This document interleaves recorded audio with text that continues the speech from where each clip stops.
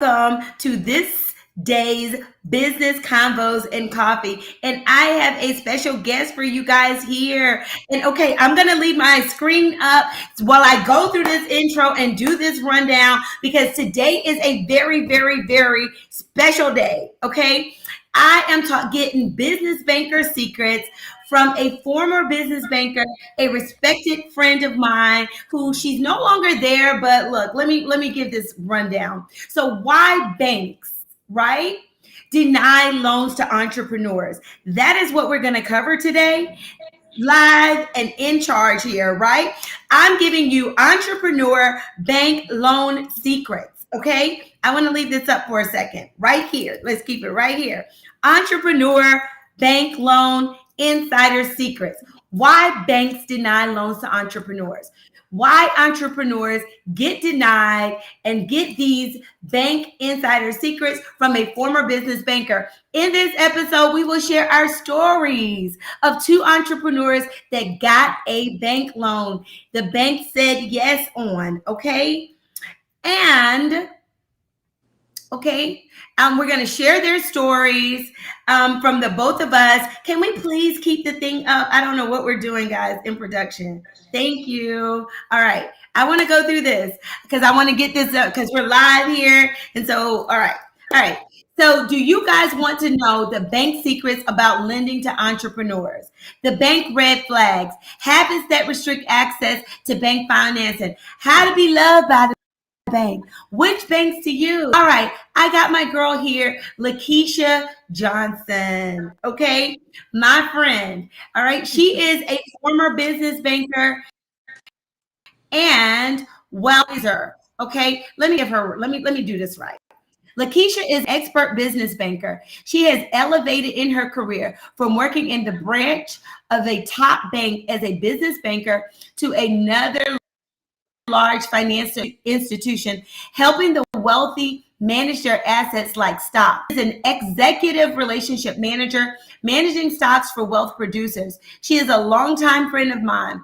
My Uncle Tyrone introduced us, all right, in 2009. I know I got all this going on, y'all. I got all this going on. She's a small business banker from small business banker to small business CPA was our introduction. Lakeisha invited me to do my first entrepreneur series on this getting bank topic. I called it You're Approved. The 7 things you must have as an entrepreneur to get the bank to say that you're approved. All right. After this, let me look at y'all for a second because I know I'd be fussing. Okay, let me look at y'all for a second. Grab your drinks. You believe you could get banked, then you want to be here to get these secrets because I believe that you could get banked too. So some housekeeping here is don't forget to like, subscribe, and share. Don't forget to go and watch your replay because these nuggets are about to be good. They're going to be at our website, eXFinancialCPA.com. Talk to us in the comments. We'll be here to answer your questions right after this short introduction.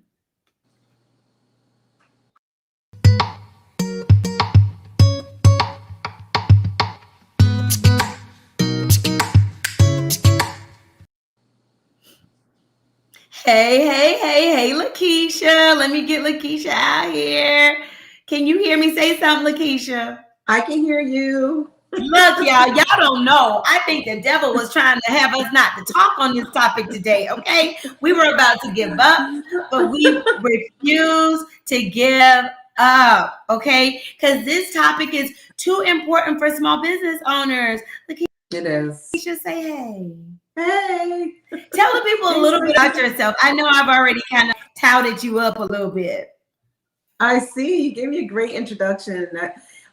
Overall, I've just been in financial services for like 23 years, and I've done everything in the retail bank. I've helped small business owners from the beginning all the way to getting a loan and getting them approved, and definitely with help with partners like you, Spiceda. So right now I am helping more of the ultra rich and ultra wealthy, which is just same type of principles. It's just a different added zero to the numbers. That's all. Exactly. And so I want my entrepreneurs to develop wealthy habits. And I said wealthy habits, so that they can come and see you. I got to grow up a little bit more before I come and see you now, but I'm working hard to get there, my friend. So the reason why I had you here is because my journey into entrepreneurship truly started with you as a private certified private accountant, because I had left the CPA firm, started my own firm. And so I don't consider myself, I don't refer to myself as a public accountant. I'm a CPA, but I'm a certified private accountant. And I focus on working with entrepreneurs to get finance. To get fine. I want them to get finance. And we have a fit system that help them have all the stuff that you and I used to have to put together for them to get to say yes. So I'm going to jump right into it because we got to get in and get out, and you got to get to your wealthy clients because we both have a day ahead of us. So, our story starts. So I'm going to talk about person A and person B, right? And so just think, first we're going to talk about the wealth producer, okay? And in the wealth producer, this guy came into your bank, or girl. This girl came into your bank like me, but this story isn't about me. This story is about a client we know.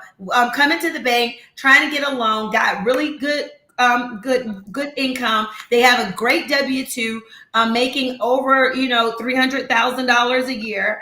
And they are in the process of trying to buy a commercial building. That was basically $300,000. It was exactly what they made for a year.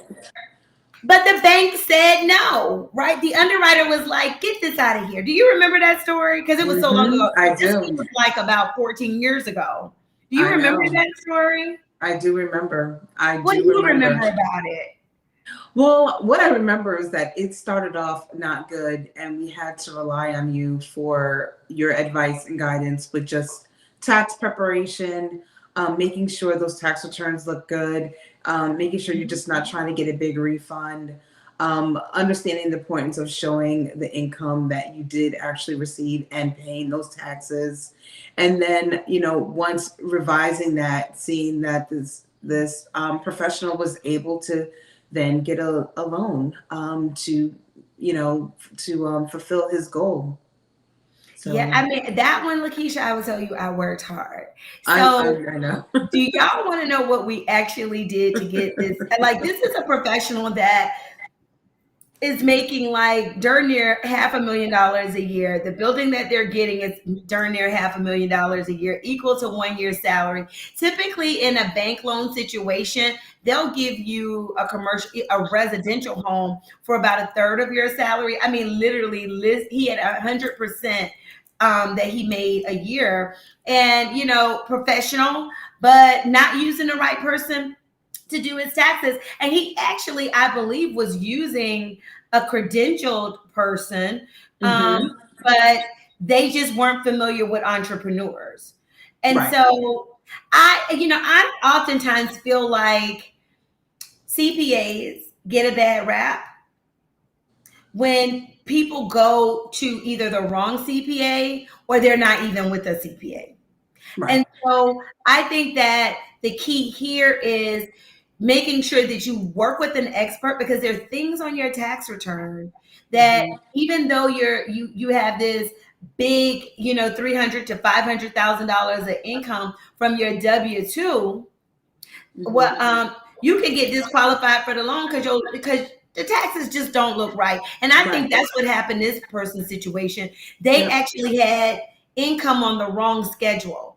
So the person had the income just all over the place. And long story short, that tax return actually got audited because we ended up amending the return, getting it right, getting the underwriter to approve it. But then I later had to deal with saving him thousands and thousands in an audit, but it was a struggle. It was a struggle. So, okay. So the lesson here is, and the moral of this story is to hire an expert entrepreneur, accounting advisor to do your taxes. Okay. Yes. Stop going to these tax places.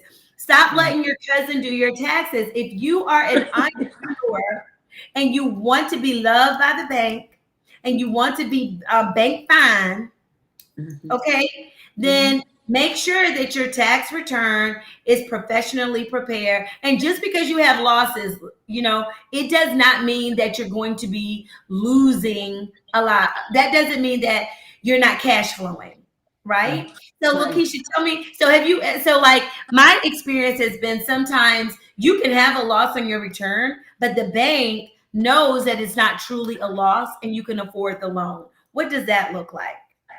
You, Well, in cases like that, I mean, that might be just like a one-off. They really would like for the losses. I would limit the losses. I would definitely work with a CPA like yourself just to let you know exactly what they're trying to do within the next year. If they were to do that ahead of time, it would save a lot of stress and trying to like chase your tail and try to get things taken care of on the back end. If they would let you know in advance, hey, Spiceda, I'm going to get this loan for whatever, this house, this commercial business, this commercial truck, or whatever. If they let you know on the front end, you will save them a lot of that heartache. They really do want to see you cash flow. Um, Mhm. if if they're if you don't have enough to cash flow on your taxes, that is what they're really going to use. They're really going to use that. And I know it's not really answering your question because the goal is to get it before they get the cash flow to be zero or negative. The goal is to get the cash flow in the positive so that you won't even have to worry about it. The goal is to say, hey, I have 12 months of that loan payment, and you can see that in this cash flow because I have $12,000 of income that has not been written off, and pay those taxes. That is the goal. Um, I hope that answers your question, Yeah, no, no, Spiceda. no. You actually touched on the exact point that I always make with my entrepreneurs. Ask for money when you don't need it. So you made a good point there where you were like, well, it's good to ask for the money before your account goes negative or before your account goes zero. Nobody wants to lend money to their broke cousin.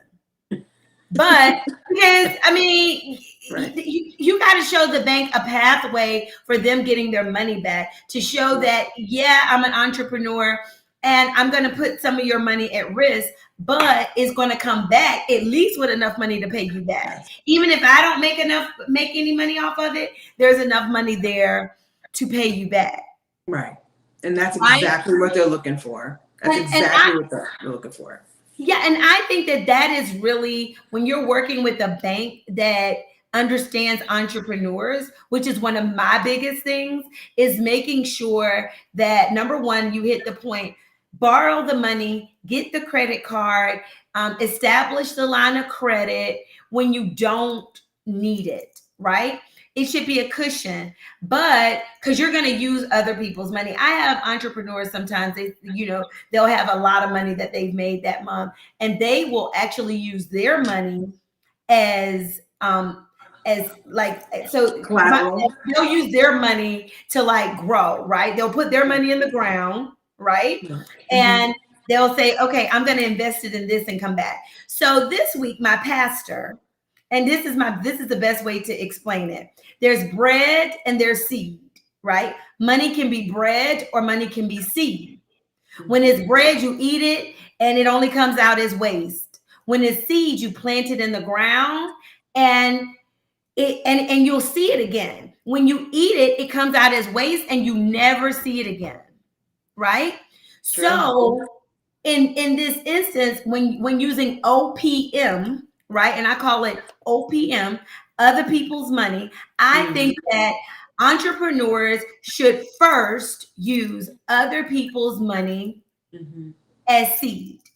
Mm-hmm. Okay, plant their money and have the interest from their money service the debt, which is a note, right? And you take the rest to grow. Now you might need some as bread, but like you might need to use some, right? Payroll, things of that nature. But your revenue should be covering that. Right. You borrow money to grow. You don't borrow money to eat. Right. It's like using your credit card to go grocery shopping every week, but you don't have a job. Eventually, you're going to max out. You're never going to be able to pay off that credit card, and you're going to be stuck like Chuck, Yes. right? Yes. So that is what I'm saying. You got to use your income as seed and not bread, right? You don't go grocery shopping on your credit card, meaning you don't feed your business on your credit card, right? You feed your business on your sales and your revenue. All right. Mhm. And so, Lakeisha, you hit on a great point there, right? And so banks like sales. Yes. Banks They like love revenue. sales. Yes. They love sales. So like and so my point in saying this to you, even with the business losses, is focus on your number at the top and work with your accountant to make sure the numbers that get you to the bottom are properly sequenced, properly recorded, properly classified, properly accounted for, so you can get finance. If you're not doing it right, you're out of shape. Your financials are out of shape, and get it right. All right. So anything else on that topic? Because I cannot wait to talk about the entrepreneur hustler. Well, knowing your numbers, that is really important, and making sure that you're partnering with someone. If you don't know your numbers, then you partner with someone like you so that you can help them understand their numbers, where it can at least lead a path for the following year. If you can't do it that particular year, it'll at least put you on a good build a great foundation for the next year. Correct. Yay. So, all right. So, I'm trying to see what we're doing here. Okay. So what I want to talk about now is knowing your numbers. Your numbers can tell you whether you're going to get finance for the bank. So, what made you? We talk about person B, right? They didn't really have their numbers yet. Right. Like the hustling entrepreneur. Most Right. entrepreneurs aren't really paying attention to Mhm. numbers. They're focusing on the numbers at the top, but they're not doing accounting. So they may walk into the bank and say, I know I'm making $300,000, right? Or let's say $100,000. Let's just keep Yes. it easy now. I'm making Yes. $100,000. I should qualify for a $10,000 loan, right? Well, a lot of times they come in saying, I make $100,000 and I should qualify for $100,000 loan. But it's good that you said 10,000 because that's actually being reasonable. A lot of times we ran into people that said, hey, I make $100,000. I have, $100,000 that has come through my hands, that's gone through the bank. If it doesn't stay at the bank, it really doesn't count. So Right. So wait a that minute, say that again. If you make $100,000 and it doesn't stay at the bank, right? right. Mhm. So wait a minute. So that's saying you borrowed it. Well, this is saying, hey, I've had over $100,000 come through your bank. You should give me $100,000 loan because you can see that I have over $100,000. And when people say, oh, it's running through your bank, if it doesn't stay at the bank, it's like it didn't happen. It's like they're not looking at your accounts to see exactly what has gone through the account. They're looking at the accounts and saying what's staying in the account. So if you know that you're going to try to go for a loan, then try to make sure that your balances get up there. Try to at least leave 2,500, 5,000, 10,000, depending on the loan. Because if you can take care of that seed that's in there of 2,500, 5,000, or 10,000, the bank is more apt to saying, okay, I think that you'll be able to, do this $20,000 loan or $25,000 loan. Now let me ask you this. Do you recommend that entrepreneurs have a savings account, or like, because it sounds like, because you're going to have your operating account, that's where you're going to pay all your bills. Absolutely. And then, Absolutely. so what accounts do you recommend, or did you recommend as a business banker, and that you now recommend? Well, I mean, what I recommended as a banker was an operating account and a reserve account. Operating account was your checking account, that's for daily expenses, gas, payroll, utilities, anything, paying for supplies, and then keeping that reserve account. That reserve account is really just as important, and trying to leave at least $5,000 in there or $10,000 in there. It makes a considerable difference if you have the ability to do that for 6 months, 12 months, or even longer.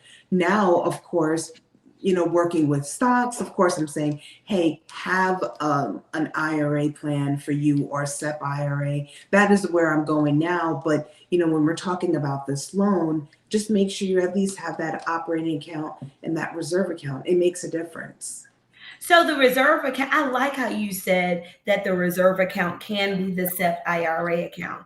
And you could tell you're a financial person, right? So because you brought that up, the SEP IRA also, for you entrepreneurs out there, is a tool, is a tax savings tool. So it can help you show that you have that cash reserve, but it also can lower your taxable income. And if you watch some of my older episodes at accountantthisway.com, I talk about that. So, all right. So, all right, I love this. I love this conversation. So basically what you're saying is we need to first, as entrepreneurs, make sure we have our at least two accounts, because a lot of the people are on this other methodology that I'm not a big subscriber to. But they open up all of these accounts, and I just feel like as entrepreneurs we have enough to manage, Mhm. and let's focus on some key accounts. Mhm. And I agree with you. You got your operating account. If you don't have anything else, you got your operating account. Grab that reserve account. The thing that Mhm. you just gave me that's new and that I love is you can make that reserve account be a SEP IRA, and the bank can Mhm. still see that you're a good steward of your money and you got money. Exactly. So Exactly. if you get yourself in a bind, you can borrow from yourself, even if you don't, if they don't give you money, or you get into a bind to borrow from yourself from that Right. reserve account. It's there, it exists, Right. right? It's there. My other account that I think you encouraged me to get, that you may not remember, but I had a deposit account. And this Oh, I yes. recommend. Yes, Yeah, I a did. lot of I did. people are on QuickBooks, right? And so Right. I recommend deposit accounts, especially for people who are on those softwares like that, where Yeah. they swipe the credit card, and then Yes. the money goes to another account. Yes. Use a deposit account. That's one Yeah. reason. Another Yes. reason is you don't need to, if you get a lot of wires, don't be giving people your operating account number. Give them the deposit account number. Plus, Right. it makes it very easy to account for your income. So if you're Yes. ever audited, right, all Yes. your Right. income for sales came into that account. So you know Right. that you're never off. So what was your reasoning for the deposit account? It was to help protect your accounts. We were having a lot of fraud that was happening during that time, and the reason why we had the deposit account is because you knew that once the money came in, that was the only account number you were giving out to your clients and your customers, and then you would ultimately just transfer that money into the operating or the reserve account, so that the money was not out there. So the balances were very, very, very low. In the event that someone was to take your account number, it wouldn't be a devastation to your whole entire operating system. It would just get a new deposit taking account. Yeah, that's the reason why we did it. Yeah. So, okay, the main account to have is operating deposit and reserve account.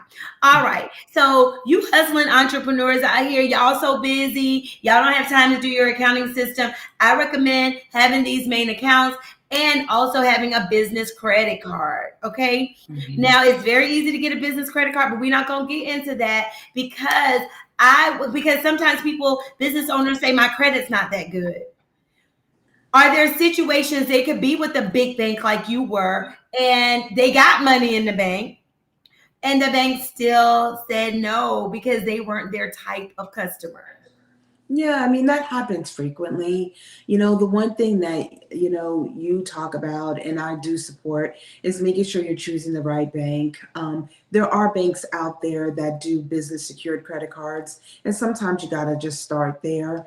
And once after you do the business secured credit card for about 6 months to a year, then sometimes they automatically switch you over to an unsecured account, or sometimes they'll say, you have to go through the process. But once they see that type of established account already on the system, it's much easier to qualify for unsecured account instead of just walking into a bank that you have no relationship with, no credit relationship with, and saying, hey, I need this credit. I need this, $10,000 business credit card. And you haven't even had a $500 secured business credit card with them. So Mhm. it is important to do that. Got it. So, the moral of this story is, and what I say is, make sure that you work with a bank that loves you back. Okay. Mhm. Because we had a client that actually was a good client, I felt, of the bank. He had a Mhm. little bit of blemish credit. Mhm. And the bank told him no, Mhm. right? Mhm. And he had a bankruptcy. Mhm. He didn't have his tax returns. He just walked in just out of shape. Mhm. He didn't have any financials because we set up his financials. He wasn't paying himself, and he was behind on his bookkeeping because he had no bookkeeping.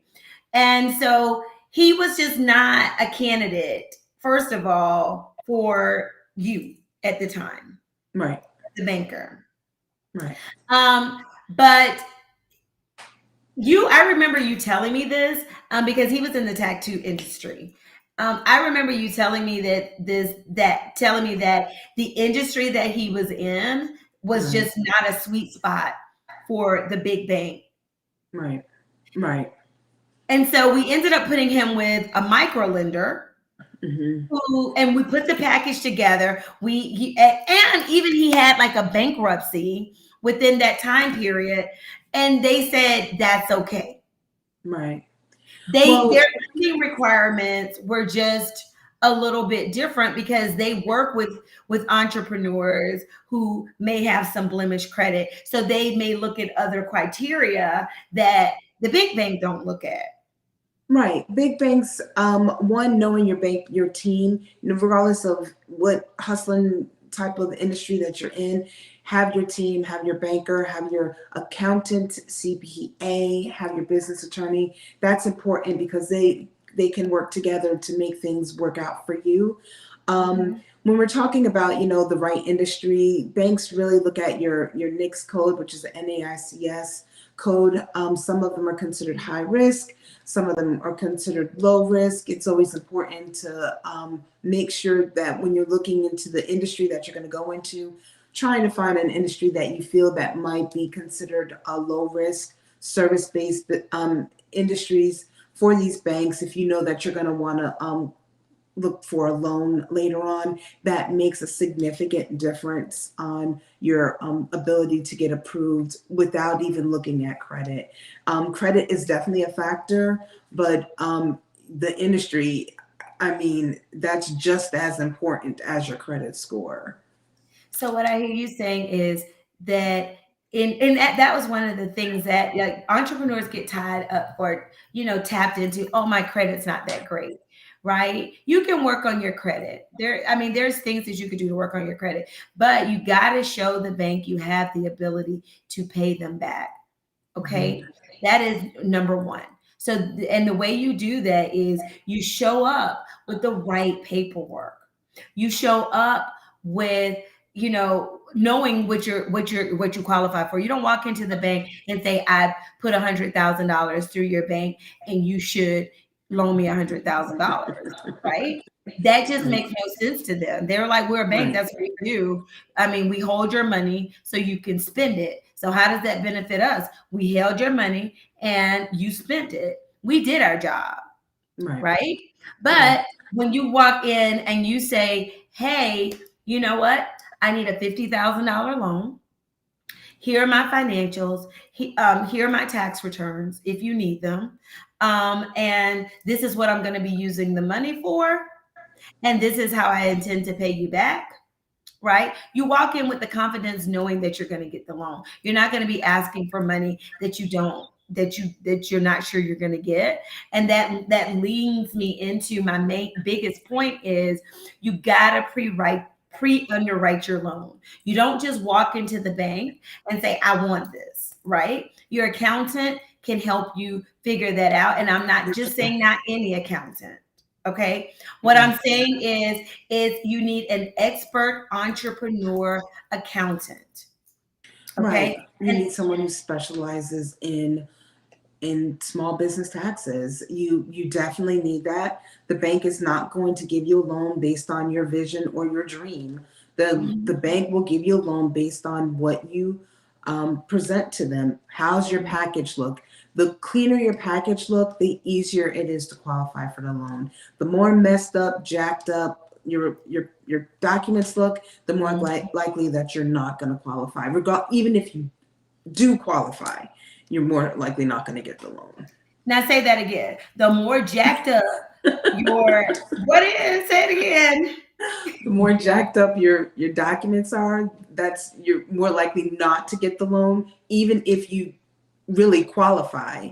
When you show up with your clean documents, where you Yeah. know that you've had a CPA review these documents, because Not any CPAs, CPA. Not any CPA. an entrepreneur, CPA, eXFinancial, no CPA, they really make a big difference when Spiceda puts out documentations. Like the underwriters, she is a mini underwriter, and she doesn't even, I don't even know if they know that or not, but they really kind of are, because they're looking at the same exact numbers. They're going to put you in a position to put your best foot forward to be able to present that to the underwriters. The banker, of course, is the face front of the bank, but really that information, those numbers are really going to go to the back office people, and they're going to want to see a clean documents that really make sense.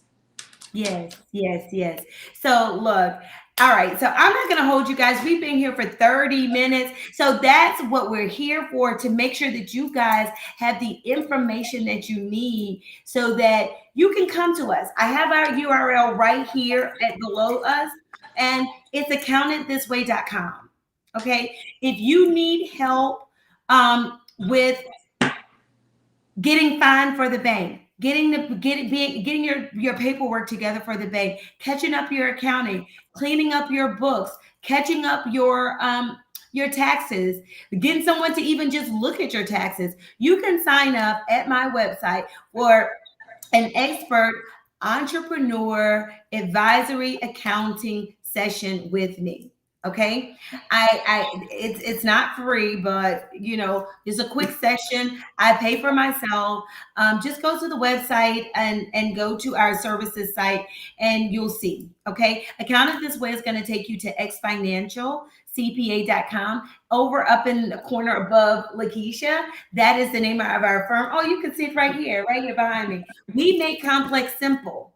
Okay. We make buying a home simple. As an entrepreneur, we make borrowing from the bank simple as an entrepreneur. And I want to help you guys get the loan. Okay. I have a free guide on my website. Okay. And it's our entrepreneur home buying guide to getting the bank to finance you to buy your dream home.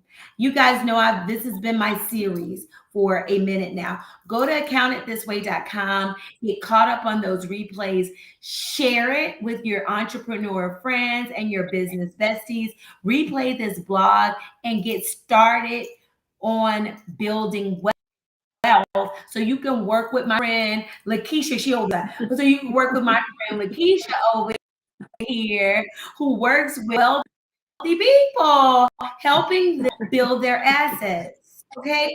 I want to say this. Can you give me a wealthy habit as we wrap up, Lakeisha? Because that is, that is what I'm preaching. That is what I stand on. I want you guys, the profit that you make and the money that, not just the profit, the money that you make in your business to be seed and not bread, because we expect seed to grow. Okay. So, Well, Lakeisha, give us a wealthy habit. spend less than you make. That would be my number one. And really look at the market, because that is where wealth is being built. It is in the stock market. Look at some YouTube videos. Just become a little bit more familiar with the stock market, because that is where real wealth is being made. Okay. Invest in what you know.